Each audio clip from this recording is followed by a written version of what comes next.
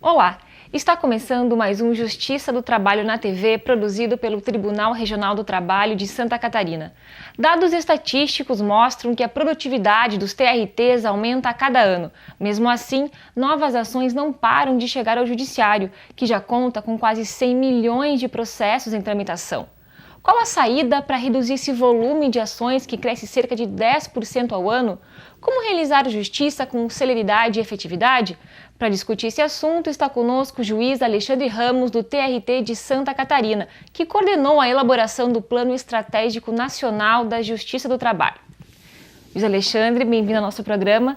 Obrigada por ter aceitado o nosso convite. O prazer é meu. Bom, para começar, eu gostaria que o senhor fizesse um diagnóstico da conjuntura atual do Poder Judiciário brasileiro. Letícia, esse é realmente o ponto de partida de um planejamento. É a fase do diagnóstico. É quando uma organização, uma empresa ou mesmo uma pessoa percebe a necessidade de uma mudança. Mas para isso a gente precisa se situar onde está agora, nesse momento presente. E essa é a fase do planejamento que se chama diagnóstico. A instituição, e isso foi feito pelo nosso tribunal, aplica uma série de metodologias para saber quais são os seus pontos fortes, quais são os seus pontos fracos, quais são os cenários externos, se existem ameaças vindo ao encontro do tribunal, se existem, por outro lado, oportunidades. E o tribunal, ao elaborar o planejamento, também fez essa incursão, esse diagnóstico.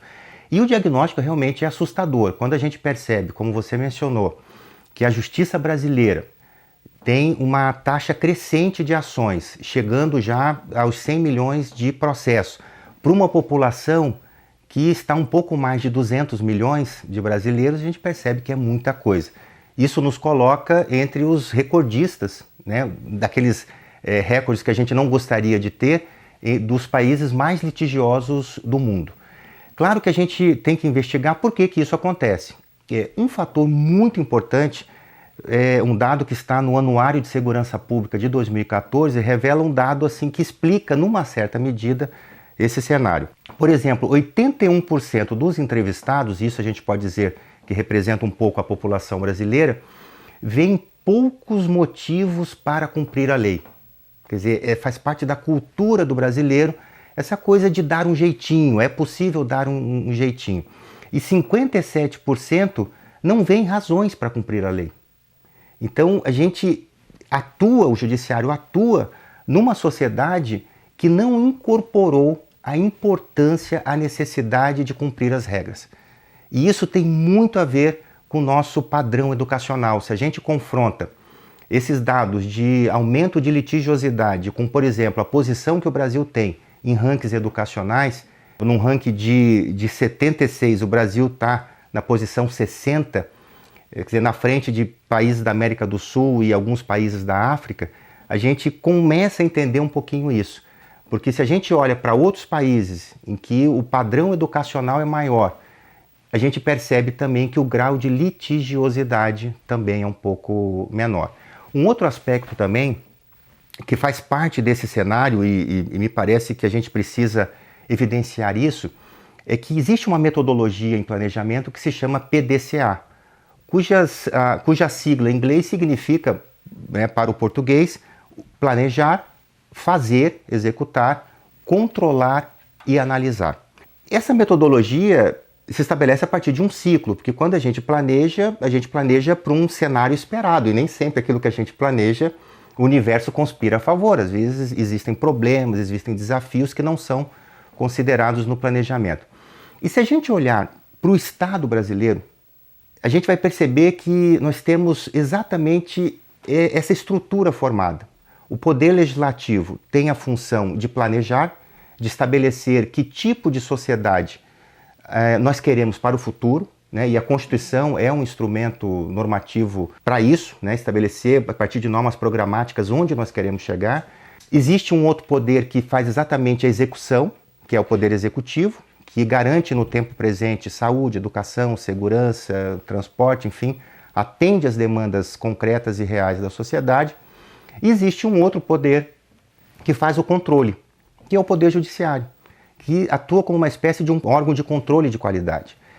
Numa outra organização, todo esse ciclo é circular mesmo. né? Porque depois do controle e da análise, isso gera informações que vão interferir no planejamento.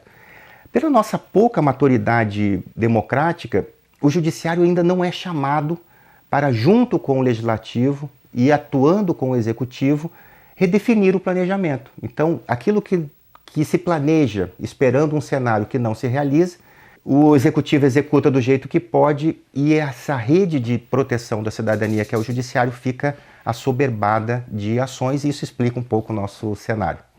Bom, eu ia lhe perguntar exatamente isso, sobre de onde vem esse excesso de litigiosidade. E a gente pode falar em culpados? Existe algum culpado? Eu acho que a gente tem que trabalhar com uma lógica assim, mais republicana, que é onde está a responsabilidade.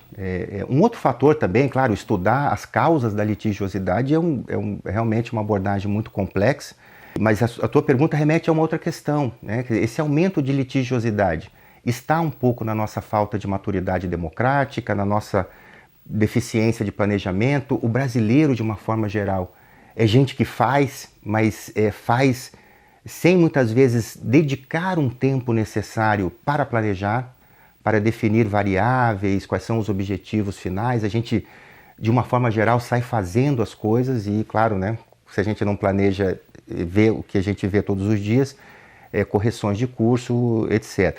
Há um outro aspecto também que é importante sublinhar, que faz parte desse cenário, é a nossa pouca cultura ao diálogo, né? A gente não está habituado, como outras sociedades, a conversar, a dialogar. E dialogar não é só bater papo, é tentar se colocar no lugar do outro.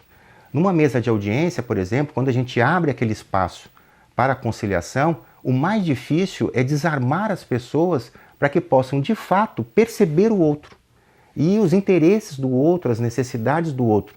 Porque normalmente a gente procura olhar só para si, nos nossos interesses, e isso, claro, impacta na solução dos conflitos. O senhor acredita, então, que a tendência é seguir aumentando a litigiosidade?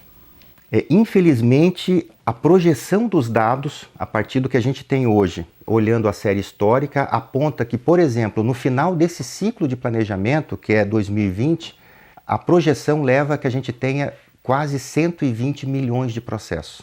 Quer dizer, nos próximos 6 anos, praticamente, nós vamos agregar em tramitação no Poder Judiciário mais 20 milhões de processos. Muita coisa. É muita coisa. Bom, José Alexandre, nós estávamos falando no primeiro bloco sobre o excesso de litigiosidade e que a tendência, então, é aumentar. Prova disso são os dados do Justiça em Números, que, segundo esses dados, a Justiça julgou em 2013 mais processos do que recebeu, mas mesmo assim o volume aumenta 10% por ano. Como superar a sensação de que estamos enxugando gelo? De fato, essa metáfora tem sido muito reproduzida, né, pelos juízes e pelo interior do Poder Judiciário, porque é a sensação de muito esforço e pouco resultado. É isso que a metáfora diz. E para a gente ter uma ideia, pelo Justiça em Números, a Justiça brasileira, em 2013, produziu quase 26 milhões de sentenças.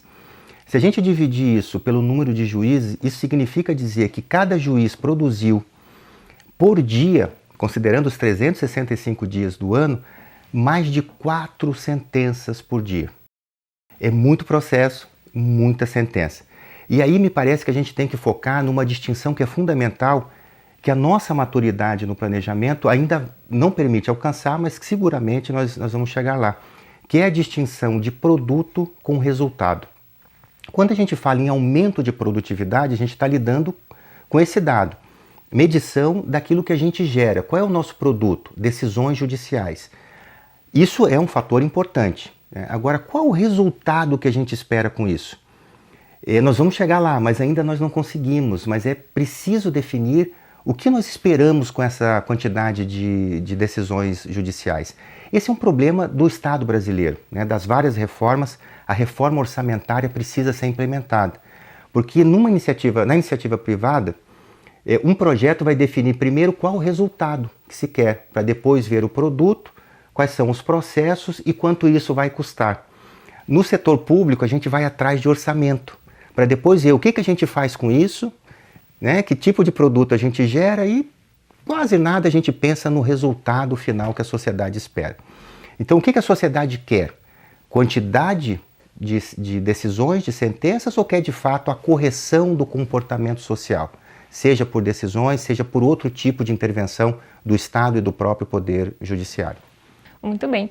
Existe uma corrente de magistrados que defende a criação de varas especializadas, como, por exemplo, em acidente de trabalho. O senhor acredita que a reformulação da estrutura é uma forma de dar celeridade aos julgamentos e maior uniformização das decisões? Eu acredito que sim. Quando a gente analisa uma organização, há várias metodologias de gestão e planejamento. Há uma delas que é muito significativa, muito simples e significativa, que é pegar uma organização e evidenciar os 3 P's. Nós vamos ter numa organização pessoas, produtos e processos. Normalmente, a resposta padrão que a justiça dá em face ao aumento de demanda é criar mais estrutura, criar mais do mesmo. Parece que o desafio é criar coisas diferentes, né? Ter projetos diferentes. Se a gente hoje tem uma limitação, inclusive orçamentária, e a crise econômica não nos favorece, de aumentar a quantidade de juízes, de varas, de tribunais, de servidores, isso tem um custo para a sociedade também, a gente pode otimizar esses recursos disponíveis e agir com mais inteligência, com mais especialidade.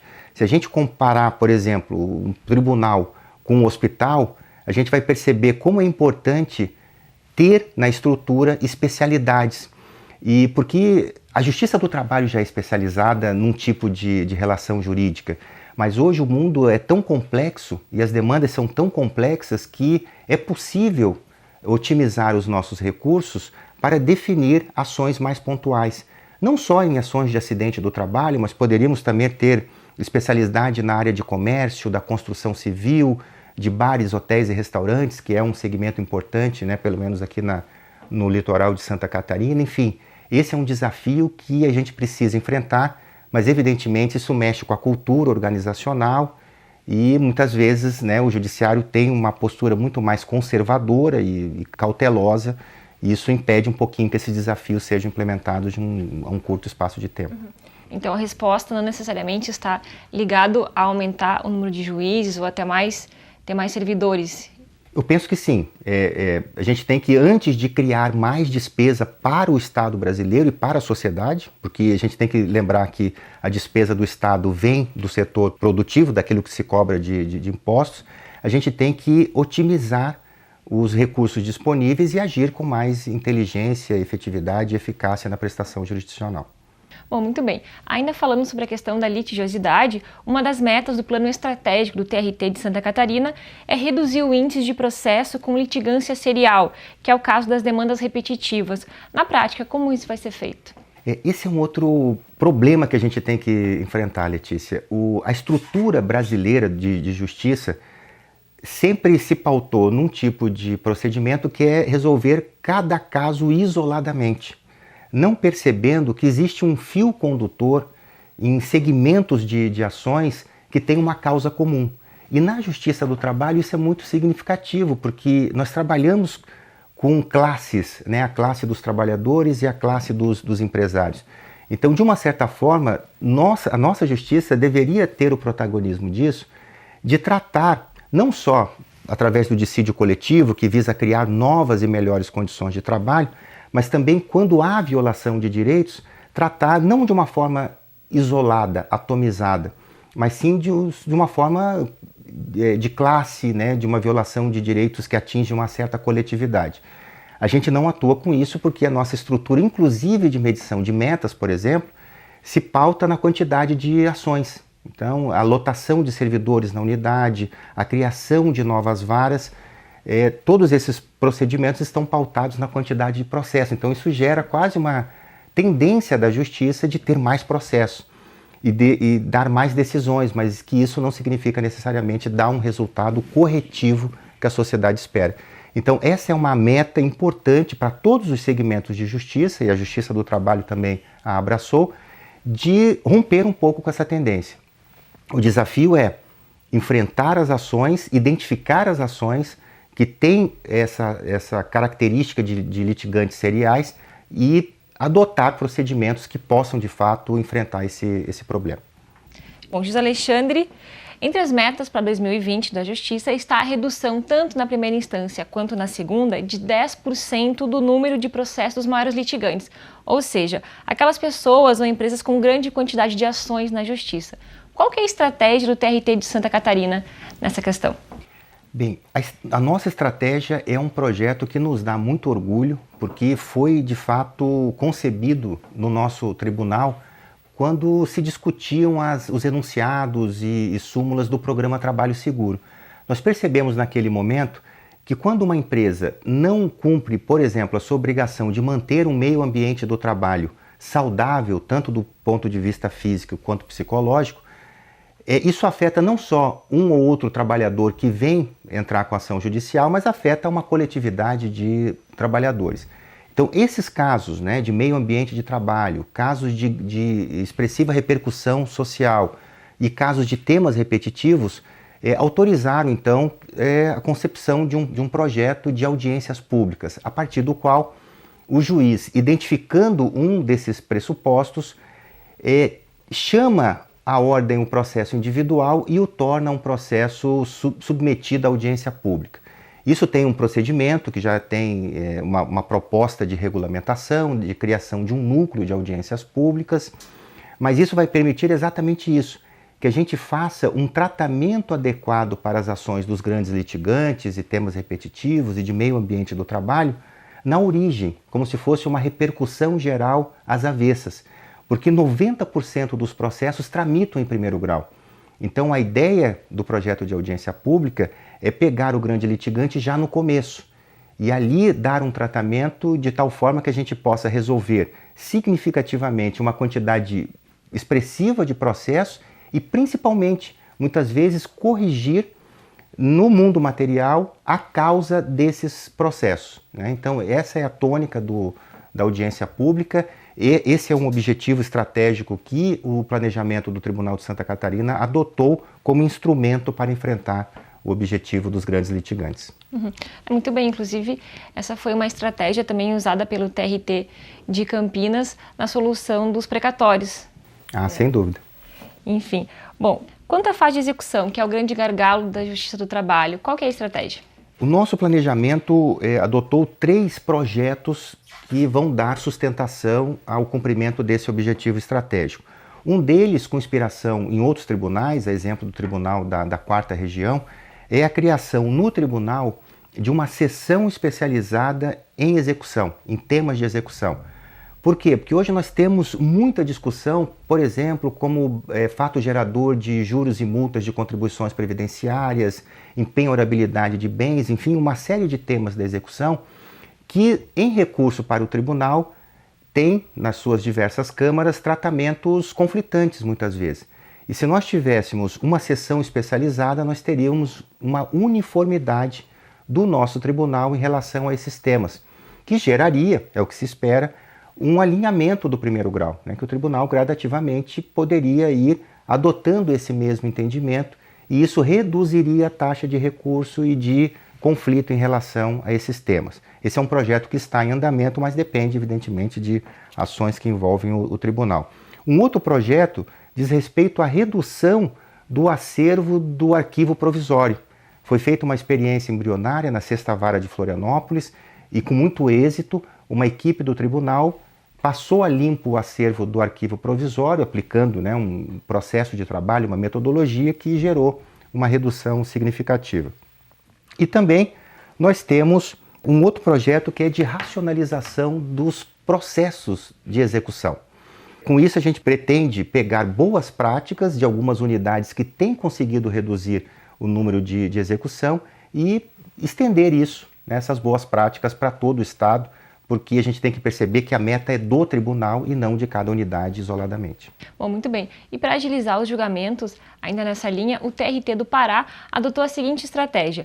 O juiz apresenta o cálculo do valor devido ao trabalhador no momento de dar a decisão, é a chamada sentença liquidada. Como se avalia essa medida? Essa é uma medida já testada pelo Tribunal do Pará e também há um projeto no Tribunal do Rio Grande do Sul, já com frutos positivos. No Rio Grande do Sul, por exemplo, houve uma redução de 30% do tempo de duração da execução, exatamente pela supressão dessa fase necessária de liquidação. E também as partes sabendo de antemão quanto financeiramente representa aquele conflito, né, resolvido pela sentença, isso pode gerar inclusive um acerto entre as partes. Eu lembro de um processo que eu peguei há muito tempo, quando eu atuava em São José, um processo que passou por todas as instâncias, tinha todas as capas de todas as cores, né, possíveis, e tratava de diferenças salariais. E no final das contas, quando se fez a liquidação, deu uma diferença de R$ 46. Ou seja, será que se as partes soubessem de antemão que aquelas diferenças, né, pelo confronto do recibo de salário com os controles de jornada, daria aquele valor tão haveria pequeno, tanto recurso? Né? Então, saber quanto representa financeiramente a condenação me parece uma experiência fantástica. Bom, muito bem. Ainda então, sobre essa questão para tentar reduzir o tempo de solução do processo, entrou em vigor em setembro do ano passado a Lei 13.015, que traz inovações no processamento de recursos na Justiça do Trabalho. O que você acha dessa nova lei? É uma experiência também que tem gerado uma expectativa muito grande na Justiça do Trabalho. Esta lei antecipou uma metodologia que o novo Código de Processo Civil vai trazer para os outros segmentos e me parece que isso responde a uma pergunta que a sociedade brasileira faz. É possível cidadãos da mesma categoria, na mesma posição, receberem do Estado um tratamento diferenciado? Se a gente colocasse essa mesma pergunta, por exemplo, num posto de emergência, a gente perceberia que a resposta seria absolutamente categórica em dizer não. Pessoas com o mesmo tipo de doença devem receber do setor de saúde o mesmo tipo de tratamento. No judiciário a gente não tem essa percepção, porque trabalhadores da mesma empresa submetidos às mesmas condições, um ganha e o outro perde. Segurança jurídica A segurança jurídica fica comprometida em nome, talvez, de um mito que precise ser repensado, que é o mito da independência. É um discurso muito forte no seio da magistratura, talvez uma reação a períodos não tão democráticos do passado, mas entender a independência como um princípio que isenta o juiz de pressões políticas, pressões econômicas, sociais, etc. Mas isso não quer dizer que o juiz esteja absolutamente livre para julgar conforme a sua vontade, porque o ato de decidir é um pouco de ato de vontade, mas é um ato de conhecimento a partir das normas que o ordenamento jurídico disponibiliza. E dar um tratamento isonômico às pessoas que vêm procurar justiça é fundamental e essa lei privilegia exatamente isso. Bom, juiz Alexandre, agradeço sua participação no nosso programa, mas infelizmente o programa chegou ao fim. Eu agradeço também. Hoje conversamos sobre os desafios da Justiça do Trabalho com o juiz Alexandre Ramos, do TRT de Santa Catarina, que coordenou a elaboração do Plano Estratégico Nacional da Justiça do Trabalho. Nos vemos no próximo programa. Até lá!